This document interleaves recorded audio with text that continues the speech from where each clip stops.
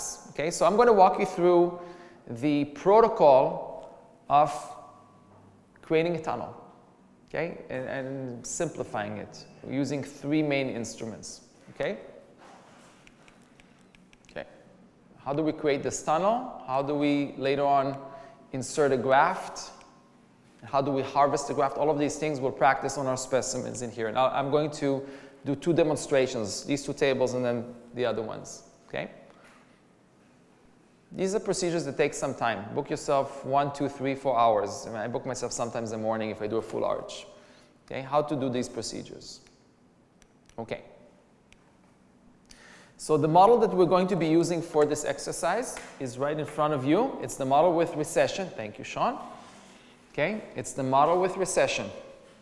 Okay, and you see recession on multiple teeth. There's one edentulous tooth, just so you know that you're looking at the same one. It's the other one. This one with the recession. Okay. Okay.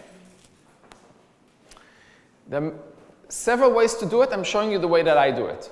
Okay, not to confuse things. I'm using only 3 instruments, and the instruments are going to be in your surgical kit. Instrument number 1, KPA. Find the instrument in your surgical kit. KPA. Okay. It has two sides. 2 sides, just in terms of the angle and axis. Different parts in the mouth. And that's the first instrument that I use to separate the tissue from the sulcus. Okay, real careful. So you don't have to do anything right now. Just look at the process, and then we'll tunnel a couple of teeth or an arch.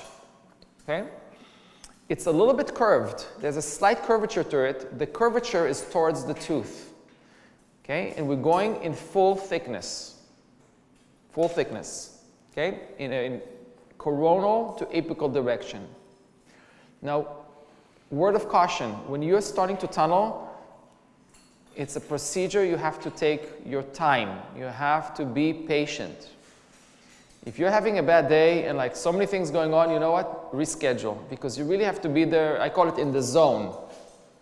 You have to be in the zone to do that. Sometimes it's fun. My partner Ari does a lot of those. He sits for 4 hours, and I admire him for that. But you need to be real patient, because the slightest mistake, it perfs, the papilla rips, things happen. So take your time. When you use the KPA, it's not a stabbing motion. It's almost like reflecting a flap. It is reflecting a flap. So we never reflect the flap in one particular point. Okay?